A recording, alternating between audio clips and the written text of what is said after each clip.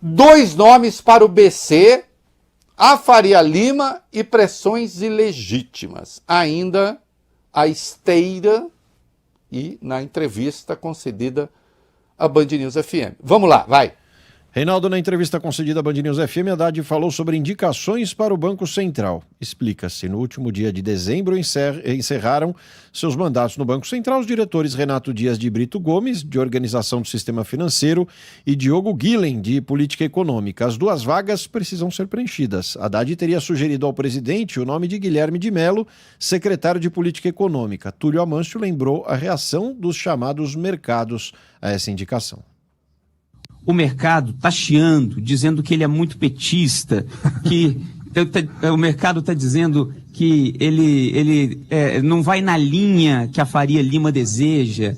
E aí, como é que é? O presidente Lula acatou essa recomendação do senhor ou não?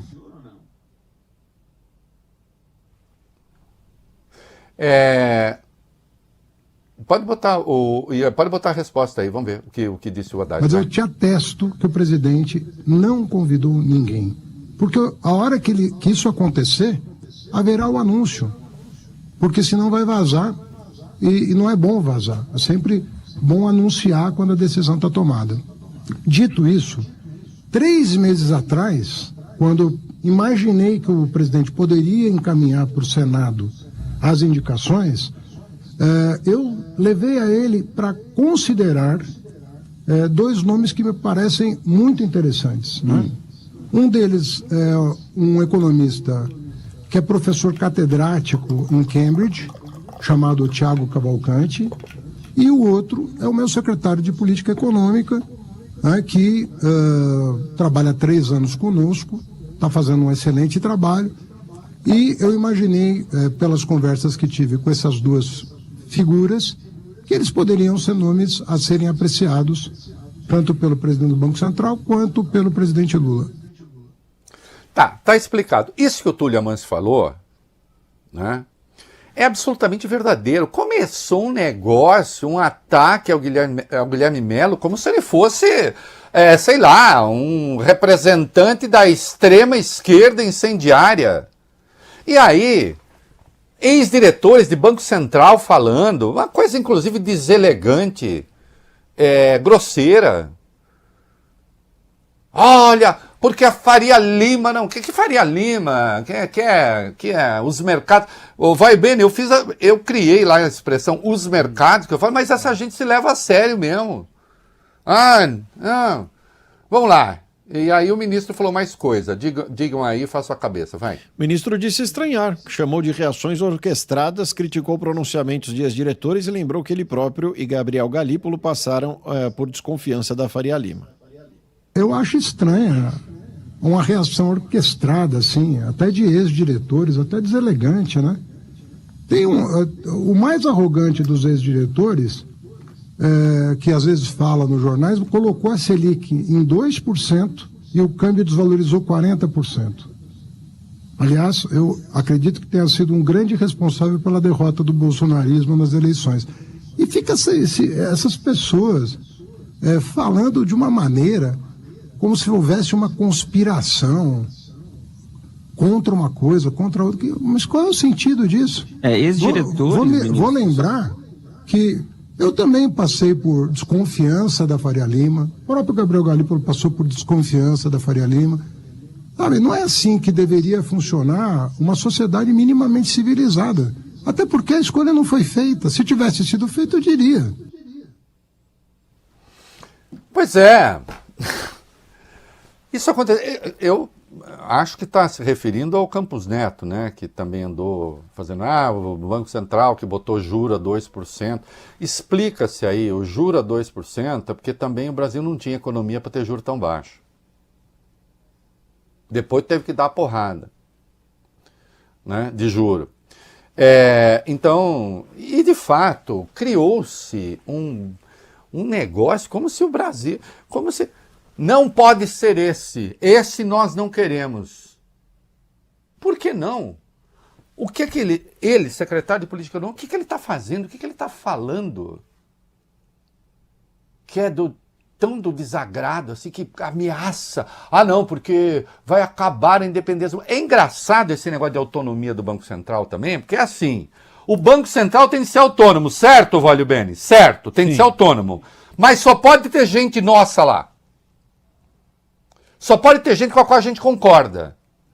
A autonomia é autonomia desde que seja a nossa autonomia.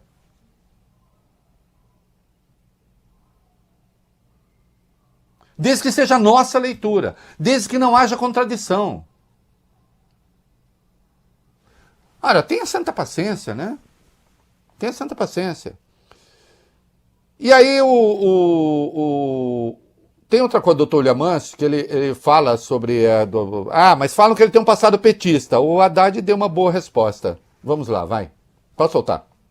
Os ex-diretores que se colocaram aí à disposição da imprensa para criticar o nome do Guilherme, dizem que...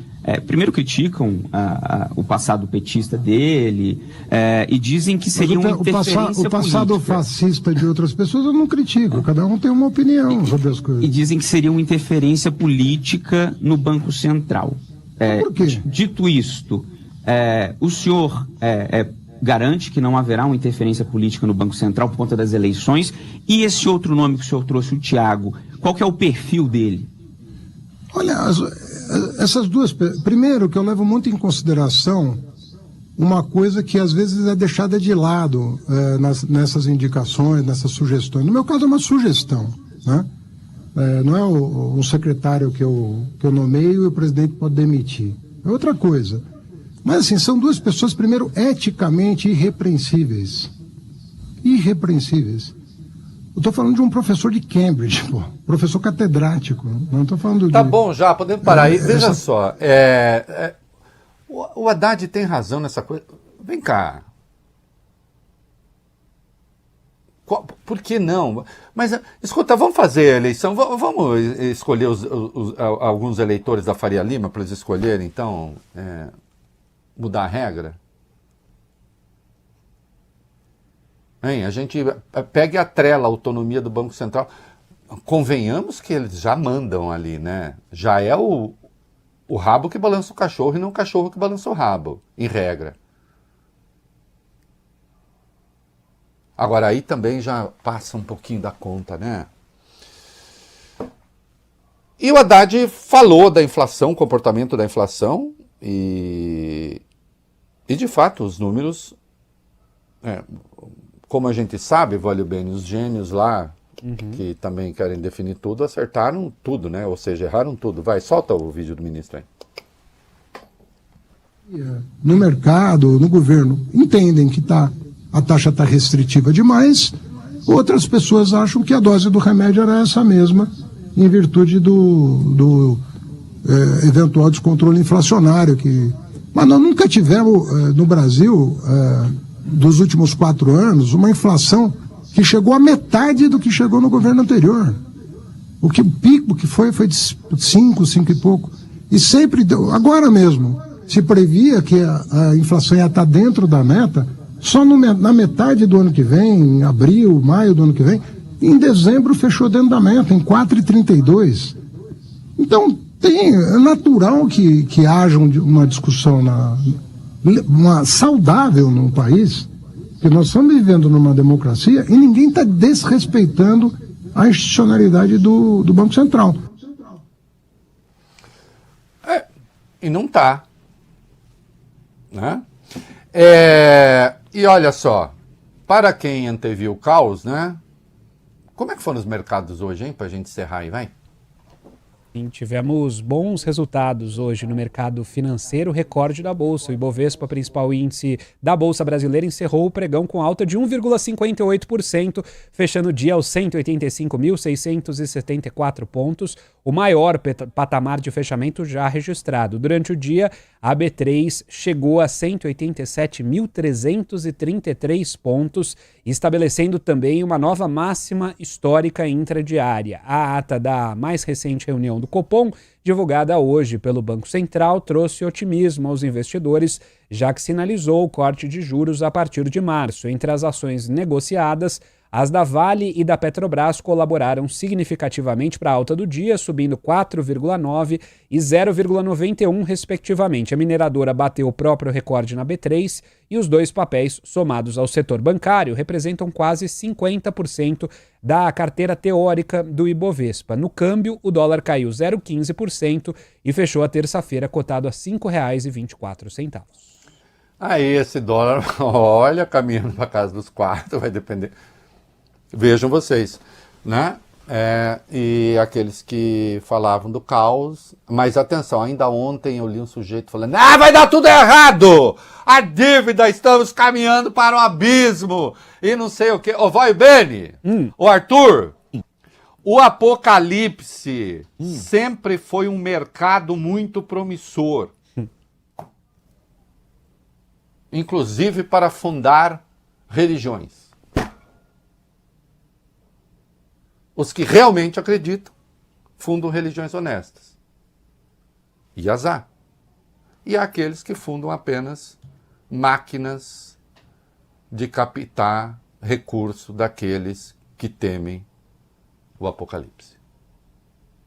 Né? No caso dos mercados, quem vende o apocalipse costuma ganhar com a venda do apocalipse. É assim.